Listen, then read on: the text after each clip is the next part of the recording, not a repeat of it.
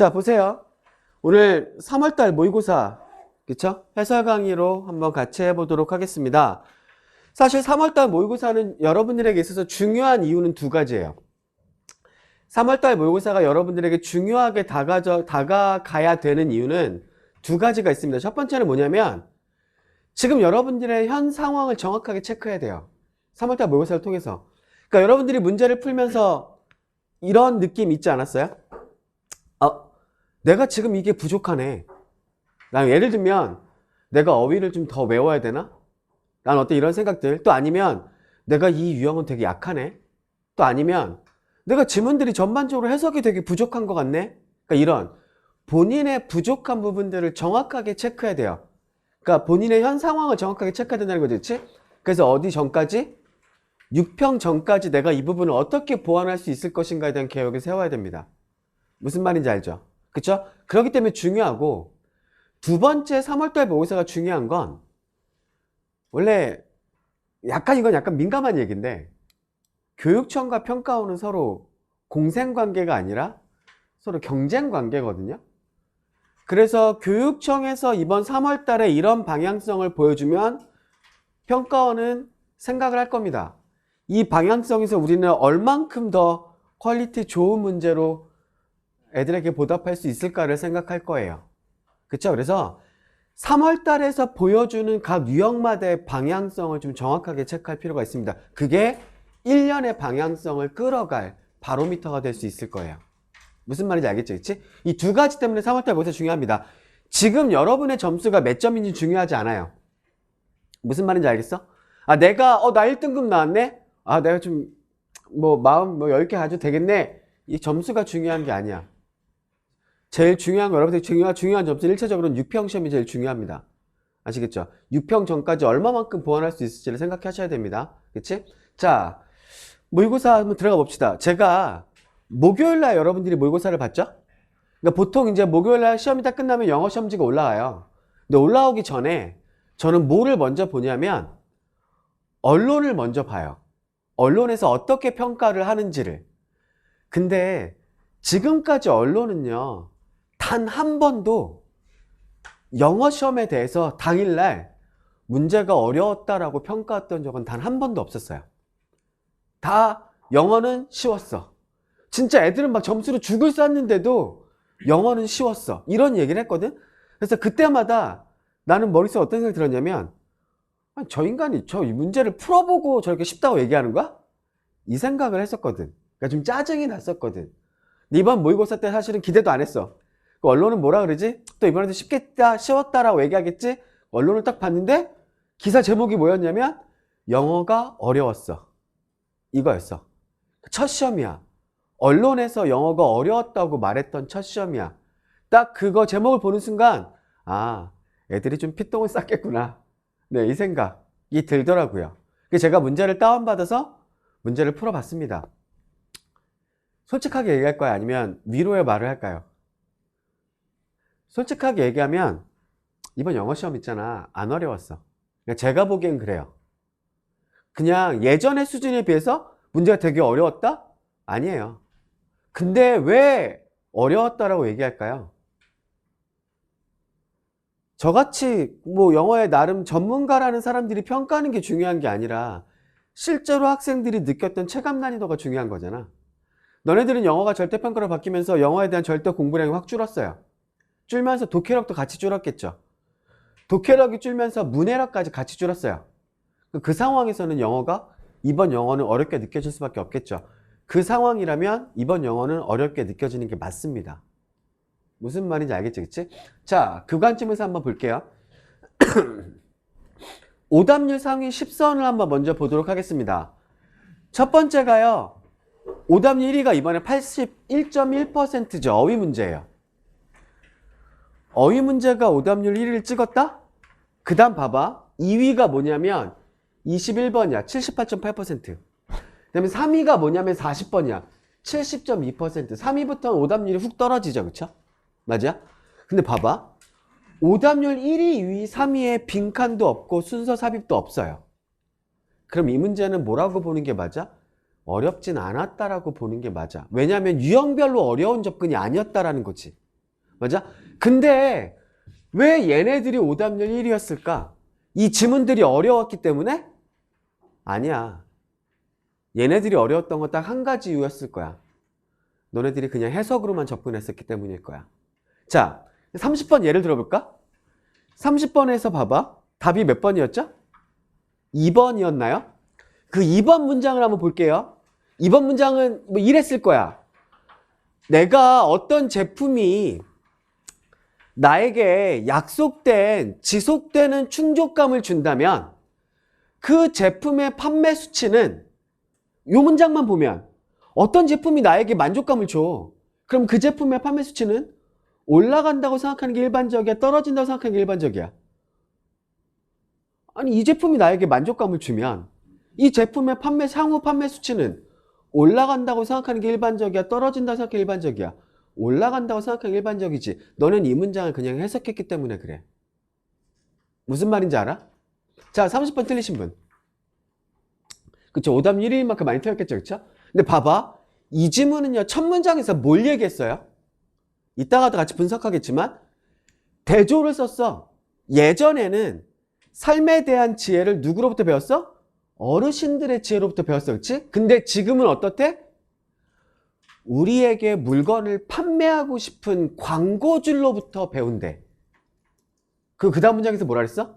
그 광고주들에게 있어서 보면 우리가 삶에 만족하면 우리는 어떤 제품을 구매하고 싶은 욕구를 느끼지 않을 거래. 그러니까 광고주 입장에선 이 일반 우리 사람들이 삶에 만족하면 제품을 사, 안 사? 안 사. 그 다음 문장이야. 우리가 어떤 제품에 만족하면, 어떤 제품이 우리에게 약속된 충족감을 주면, 그러면 마찬가지로 likewise라는 단어까지 집었지. 마찬가지로 그 제품의 수치는 그럼 높아져야 돼, 떨어져야 돼? 떨어져야지. 그러니까 뭔 소리야? 해석으로 풀지 말고 지문의 관점에서 접근하자고. 첫 문장에서 어떤 방향성을 보여줬는지를 보고 접근하자고. 그 방향성에서 직선을 그어야 될 거 아니야, 그치? 제가 강조했던 거 아니에요? 맞잖아. 지문의 구조에서 봐야 된다는 거야. 무슨 말인지 알겠습니까? 21번도 마찬가지예요. 어렵지 않았어요. 근데 21번이 오답률이 78%까지 올라가죠. 왜 그랬을까? 해석에서 매몰됐기 때문에 그래요. 해석에서 매몰됐기 때문에. 이거를 이번 시험에서 우리가 충분히 느껴야 됩니다. 아시겠죠? 그 다음에 보면 38번과 36번이 네, 오답률 그 다음에 잡죠. 저는 사실 이 문제를 풀면서 무슨 생각을 하냐면 그 목요일날 문제를 풀면서 이번 3월 모의고사의 카이저는 36번하고 38번이 될 거다라는 생각을 했어. 카이저가 뭔지 알죠? 카이저가 뭐죠? 독일어로 황제라는 뜻이잖아. 그치? 그러니까 이번 시험에서는 학생들이 제일 어렵게 느끼셨어야 될 게 36번이랑 38번이야. 이거는 이번 교육청이 얘네들의 방향성을 명확하게 잡고 들어가기 때문에 그래. 아시겠죠? 이따가 또 얘기할 건데, 네, 이따가 좀 얘기할 건데, 근데 이 부분이 오답률이 왜 4위랑 5위냐? 우리가 잘못 생각했던 선입견이 그게 답을 맞추도록 도와줬어. 그 이따가 이제 문제 분석하면서 얘기하겠습니다. 무슨 말인지. 아시겠죠? 그러니까 우리가 잘못 알고 있었던 그 선입견이 오히려 학생들에게 문제 푸는 데 도움이 됐어. 그러니까 그거야. 그거 아니었으면 이 문제는 진짜 어려웠어야 되는 문제야. 역대급으로 어려웠어야 되는 문제야. 무슨 말인지 알겠죠? 그치? 그거 이따가 한번 얘기해보고. 그 다음에 어휘 문제랑, 그 다음에 이제 빈칸이 등장하기 시작하죠. 34번, 33번. 그쵸? 빈칸이 오답률 상위 1위부터 5위까지 없어요. 그쵸? 이건 뭔 소리예요? 이번에 빈칸 문제는 쉬웠던 거예요. 그쵸? 맞습니까?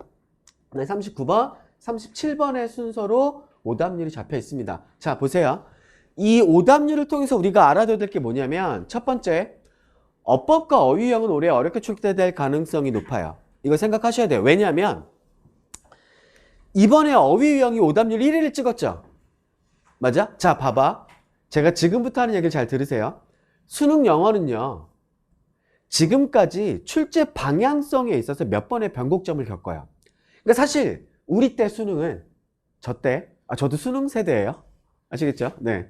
우리 때 수능은요. 너네 부모님 세대보다 내가 좀 어리지 않을까? 그치? 맞아? 네. 그럼 부모님은 학력고사 세대이실 거고 우리 때 수능은요. 쉬웠어요. 단어만 좀 열심히 외우고요. 문제 풀고 해석만 좀 열심히 할 수 있었으면 문제는 되게 쉽게 풀리는 문제들이에요. 그러니까 제가 고등학교 1학년 때부터 고3 때까지 영어 문제를 한 번도 틀려본 적이 없어요. 그러니까 그만큼 쉬웠다는 거겠지. 근데 제가 고등학교 1학년 때부터 고3 때 수능 때까지 수능 빼놓고 국어에서 한 문제도 틀려본 적은 없어요. 이건 자랑이에요. 아시겠죠? 네. 자, 봐봐. 아무튼 우리 땐 쉬웠어. 근데 수능 영어가 어려워지기 시작했던 시점이 있어. 그게 바로 언제냐면 2013년도 때야.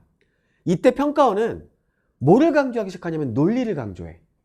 그러니까 논리와 추론을 강조하기 시작하죠. 그러니까 뭐예요? 답의 논리적인 근거를 잡아야 돼. 이걸 강조하기 시작하니까 어휘도 어떤 방향성에서 출제가 되냐면 그 전까지는 그냥 자연스럽게 해석하면서 내려가서 아 얘가 이상하네 라고 느꼈다면 이젠 어때? 앞뒤에서 근거를 찾게 만들죠. 그게 지금까지 출제 방향성이었잖아. 근데 이러면서 영어 시험을 뭔가의 어떤 영향력에 의해서 쭉 17년, 18년 가면서 영어 시험이 상대평가, 절대평가로 바뀌어버립니다. 그러면서 어때요? 학생들의 절대 공부량이 떨어지죠. 그럼 평가원은 고민이 되기 시작하죠. 학생들의 독해력이 엄청나게 떨어져요, 진짜. 평가원은 이제 어떤 쪽으로 방향성을 바꾸기 시작해요? 야, 논리? 일단 옆에 제쳐도. 정확한 국어적인 해석력, 독해력을 요구하기 시작합니다. 여기에 발맞춰서 어휘 유형도 다른 방향성을 보여주기 시작해요. 뭐냐면 1번이나 2번이나 3번이 그 상황에서 앞뒤에서 근거가 없어. 끝까지 내려가서 필자 의도를 잡아야지만 아 얘가 이래서 답이네? 아니네? 이거를 확인할 수 있어. 그 필자 의도를 잡아야지만 되는 유형으로 바뀌어. 이렇게 문제를 출제하면 문제가 되게 오답률이 높아지거든요. 맞아? 이번에 3월달 교육청에서 이 방향성을 잡고 들어가서 문제를 냈어. 이건 평가원한테 보여준 거야. 야, 너네 그 유형으로 문제 내고 싶지? 그럼 이 정도 낼 수 있어야지. 라고 보여준 거예요. 그럼 평가원은요? 그 프라이드 높은 집단이 어떻겠어요? 알았어. 그럼 우리가 한번 보여줄게. 이 느낌 같지 않을까? 올해 어휘 문제는 어렵게 출제될 가능성이 있다. 그래서 이거에 맞춰서 방향성을 좀 잡아놓는 게 필요하다. 그 다음에 어법은요. 재작년부터 평가원이랑 교육청이랑 어떤 방향성을 타기 시작하냐면 레트로를 타기 시작합니다. 그러니까 예전에 출제됐었다가 너무 심하야 그래서 안 나왔던 문제들. 그 문제들을 계속 좀 이렇게 선보이기 시작하거든요. 그래서 올해는 어법 문제가 조금 더 난이도를 잡을 가능성이 있다. 그래서 어법은 좀 확실하게 이왕 정리한 거 확실하게 정리하는 게 필요하다. 요거는 좀 체크하고 들어갈 필요가 있고요. 그 다음에 함축음이 유형은 어렵지 않았지만 오답률 2회예요. 그쵸? 얘는 뭐다? 오답률 1위도 마찬가지고 2위도 마찬가지고 3위도 마찬가지고 우리가 해석으로만 접근했기 때문에 그런 거다. 그치? 해석에 매몰되는 순간 이런 일이 생길 수 있다는 걸 보여주는 거지. 이번 시험은. 그쵸? 뭐가 중요하다? 이따가도 얘기했지만 구조로 봐야 된다. 그치? 자, 그 다음에 아까 제가 얘기했었죠. 올해 38번과 36번 문제 풀면서 제가 좀 사실 놀랐다고. 특히 36번 문제 풀면서 되게 놀랐어요. 그러니까 평가원은요. 순서 삽입의 유형에서의 출제 방향성은 두 가지로 잡거든요. 첫 번째는 뭐냐면 논리적 장치에서의 단절이에요. 뭐 연결어, 대명사, 뭐 관사, 흐름 나타내는 부사 이런 거 가지고 답의 근거를 잡는 이렇게 문제가 출제된 문제는 쉬워요 사실. 근데 두 번째 출제 방향성이 뭐냐? 논리적 흐름에서의 단절이야. 연결어, 대명사 이런 것들이 근거를 안 줍니다.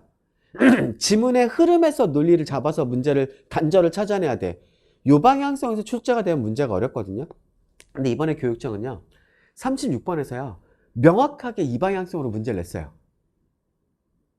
아시겠죠? 그럼 평가원이 전에도 얘기했던 거죠. 아까도 얘기했던 것처럼 느껴지는 느낌이 있을 거였지? 알았어. 우리가 보여줄게. 라는 느낌을 할 겁니다. 그래서 조심스럽게 제가 예측해요. 이 말은 성지가 될 수도 있어요. 올해 수능에서 오답률 1위는 순서 삽입에서 나올 가능성이 되게 농후하다. 요거는 좀 생각하셔야 되고 요 방향성에 맞춰가지고 순서 삽입을 준비하셔야 됩니다. 아시겠죠? 그쵸? 요건 생각해 보셔야 되고 그 다음에 빈칸은요. 이번에 빈칸은 쉬웠지만 이번에 빈칸은 뭘 보여준 거냐면 가장 기본적인 빈칸 출제의 방향성을 보여준 거예요. 3월달이기 때문에 아마 그럴 겁니다.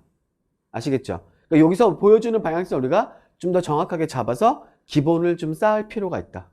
라는 것들도 좀 생각해 볼 필요가 있어요. 자, 그럼 세부적으로 한번 분석을 해볼게요. 제가 문제를, 제가 문제를 풀면서 느꼈던 건 작년 수능보다는 난이도가 조금 더 높지 않았을까? 라는 생각이었어요. 근데 봐봐. 이거를 생각하셔야 돼요. 2022학년도 1등급 비율이 6.2%였어요. 영어에서. 23학년도 작년이죠. 작년에 1등급 비율은 7.2%였습니다. 그쵸? 근데 알아요? 21학년도 1등급 비율이 몇 퍼센트인 줄 알아요? 12.8%였어요. 그때 평가원이 진짜 여러 기관들과 학생들과 학부모들로부터 비난을 받았어요. 그리고 아마 제가 모르긴 몰라도 문책성 인사가 있었을 겁니다. 평가원에서. 그리고 나서 그 다음에 평가원이 어떤 방향성을 잡았어? 6.2%와 7.2% 방향성을 잡았어. 이루고 나서는 진짜 박수를 받았어. 아, 영어에서 어느 정도의 변별력을 확보해줬다. 그러면 올해 평가원의 방향성도 이 방향성과 비슷하지 않을까? 그치? 올해 영어도 호락호락하지 않을 거라는 거예요. 자, 봐봐. 국어 선생님이요. 이런 얘기 하지 않을 거예요. 수학 선생님이 이런 얘기 하지 않을 거예요. 입시에서 국어가 되게 중요해. 수학이 되게 중요해. 이런 말 하지 않으실 거야, 그치? 너네 그런 말 들어본 적 있어? 거의 없잖아, 그치? 왜? 이런 말 안 해도 이미 학생들은 알고 있으니까 중요성을, 그치? 근데 이 빌어먹을 영어는 있잖아. 영어 선생들은 맨날 이런 얘기 해야 돼. 야, 니네 입시에서 영어 무시하면 안 돼. 되게 큰 역할 할 거야. 맨날 이런 얘기를 해야 돼. 왜? 학생들이 영어의 중요성에 대해서 별 생각이 없으니까. 맞아? 근데 그거 알아요? 재수하는 학생들이요. 저도 재종말 수업도 하니까 재수하는 학생들이 저한테 와서 하나같이 얘기하는 게 뭔지 알아? 선생님, 이번에 고3 재학생들이, 네, 재학생들도 똑같이 저랑 똑같은 느낌을 갖고 있었으면 좋겠어요. 영어가 입시에서 어떤 포지션을 차지한다는 걸 좀 몰랐으면 좋겠어요. 그래서 영어 공부 안 해서 망했으면 좋겠어요. 이런 얘기들을 해. 이건 입시를 겪어봐야지만 알 수 있어요, 영어가. 어떤 말인 줄 알아? 그 해 영어가 되게 쉽게 나오잖아? 그치? 그럼 어떤 일이 생기는 줄 알아? 정시에서? 영어 2등급 뜨는 순간 인서울은 없어. 이 생각을 해야 돼. 근데 그 해 영어가 되게 어렵게 나오잖아? 그럼 어떤 일이 생기는 줄 알아? 영어 배치, 그러니까 입시 배치표에서 영어 1등급으로 넣었을 때랑 2등급으로 넣었을 때랑 배치표의 색깔이 달라져. 영어는요, 내가 서울에 있는 최소한 중상위권 대학 가고 싶다? 그럼 영어는 1등급 잡아놓고 들어가는 게 수시에서도 좋을 거고 정시에도 좋을 거예요. 아시겠죠? 영어는 1등급일 때 메리트보다 2등급이 됐을 때 디메리트이 되게 커요. 무슨 말인지 알겠지? 그치? 영어는 생각을 좀 하셔야 합니다. 그쵸? 자, 요건 방금 제가 했던 얘기인데 이런 거예요. 2등급 후반부터는 이번에 영어 시험이 되게 어렵게 느껴졌을 겁니다. 그치? 왜 어렵게 느껴졌을 거냐면 어휘의 난이도가 계속 증가하고 있거든요. 그쵸? 여러분 느끼지 않았어요? 이번에? 되게 아리까리하다거나 이건 약간 생소한데 이랬던 단어들이 좀 많지 않아요? 많았잖아, 그치? 맞아? 이 생각을 좀 하셔야 됩니다, 그치? 자, 그 다음에 소재가 되게 다양해지고 있어요. 이번에 31번인가요? 추상적인 소재들이 이번에 되게 많이 들어갔죠. 특히 31번에서 어떤 얘기 하죠? 이런 얘기 하지 않아요? 우리의 무지에 대한 우리의 무지로 인해서 또 갑자기 뒤에 명확해진다. 뭔 개소리야, 뭐 이런 거잖아, 그치? 맞아? 그러니까 이러니까 문장이 해석조차 제대로 안 되는데 이 말을 어떻게 이해할 수 있겠냐고. 그러니까 이런 문제들이 있는 거지, 그치? 그 다음에 그러니까 이런 부분들, 그래서 아까 입시에서 영어의 중요성 아까 제가 얘기했었죠, 그쵸? 그러니까 이런 부분들이 문제가 있다는 거지, 그치? 자, 한번 봅시다. 이번에 문제가 어려웠던 이유 중에 또 명확하게 잡아야 될 게 뭐냐면 이번 3월달 모의고사가 작년과는 달리 지문이 길어졌어요. 그 다음에 한 문장의 길이가 되게 길어졌죠. 뭐 어떤 문장들은 3줄, 4줄, 5줄까지 내려가잖아, 그치? 맞아? 느끼지 못했어요?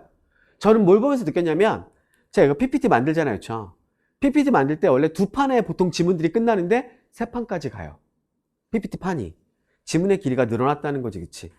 이러니 해석조차 힘들었던 2등급 후반, 3등급, 4등급, 5등급 학생들에겐 더 어렵게 느껴질 수밖에 없었겠지, 그치? 맞아? 그 다음에 어휘의 난이도는 증가해요. 근데 어휘의 난이도를 높이는 방법은 두 가지가 있어요. 첫 번째는 뭐냐면 기본적인 어휘의 레벨을 높이는 거예요. 두 번째는 뭔지 알아? 어휘의 다이성 갖고 장난치는 거야. 이번에 너네 풀었을 때 34번 어댑테이션, 이것도 다이성 갖고 장난친 거였잖아. 그치? 맞아? 33번 봐봐. 첫 문장 이렇게 시작해. 자, in a series of adaptation이죠. 그쵸? 너네들은 adaptation을 보는 순간 머릿속에서 어떤 단어가 딱 떠올랐을까? 뻔해. 적응 이랬을 거라고. 그치? 맞아? 그럼 적응의 이론에서 이 사람은 주장한대. 적응은 흡혈귀가 아니래. 아, 뭔 개소리야. 왜 이렇게 될 거 아니야. 그치? 근데 너네들은 느꼈어야 됐어. 어디서? 여기서. adapted word. 에서 느꼈어야 됐어. 원래 adapt라는 단어는 크게 뜻이 두 가지가 있죠. 뭐죠? 첫 번째는 자동사로 쓰이면 적응하다라는 뜻이 있습니다. 그치? 근데 얘가 타동사로 쓰이면 어떤 뜻이 있죠? 타동사로 쓰이면 어떤 뜻이 있죠? 무언가를 수정하다, 개정하다, 각색하다 이런 뜻이 있어. 그럼 봐봐. 적응된 작품이야? 아니 뭐 작품이 어떻게 적응하는데? 맞잖아. 그치? 그럼 이게 적응이 아니구나. 수정하다, 각색하다 이 뜻으로 쓰였겠구나 라고 생각해서 그럼 그 순간 얘는 뭐야? 각색의 이론에서 이게 돼야 되겠지. 그치? 맞아?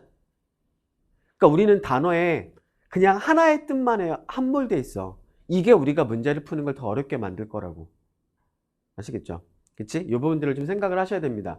자, 그 다음에 추상적 소재와 간접적 그 표현들이 나와요. 그치? 이번에도 되게 많이 나왔죠. 그쵸? 맞아요? 자, 이런 부분들은 어떻게 해야 돼? 해석으로 접근하면요.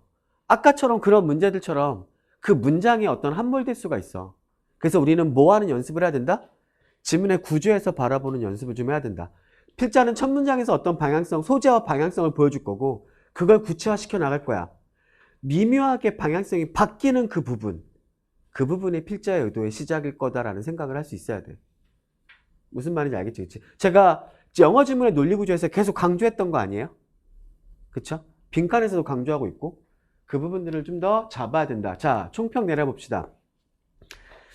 2등급 이하 학생들은요. 어휘 더 빡시게 외우셔야 돼요. 아시겠죠? 그 다음에 해석 연습 더 열심히 하셔야 돼요. 문제 풀고 그냥 해석지 본 다음에 해석지 보고 해설지 보고 이런 내용이었네. 내가 이걸 이렇게 틀렸구나 하지 마시고 최소한 틀린 문제는 우리가 해석이 안 됐기 때문에 틀렸겠지. 정확하게 다시 한번 해석하셔야 돼요. 사전 찾아가시면서. 무슨 말인지 알죠? 이래서 영어의 기본적인 실력을 높이셔야 됩니다. 무슨 말인지 알겠지? 그치? 자, 그 다음에 영어 지문, 제가 계속 강조했던 거 영어 지문의 논리 구조를 좀 파악하는 연습, 인과관계를 잡는 연습, 이 부분들을 좀 하셔야 됩니다. 그치? 그 다음에 6평 전까지 나한테 부족한 부분이 무엇인지를 체크하셔야 돼요. 내가 어휘가 부족한지, 아니면 내가 뭐 빈칸 문제를 푸는 게 부족한지, 아니면 내가 순서삽입 문제를 푸는 게 부족한지. 그치? 이 부분들을 어떻게 보완할 수 있을 것인가를 생각하시고 계획을 잡고 시행하셔야 됩니다. 아시겠죠? 그쵸? 자, 여기까지 해서 이번 3월 모의고사에 대한 총평은 마무리 지을 거예요.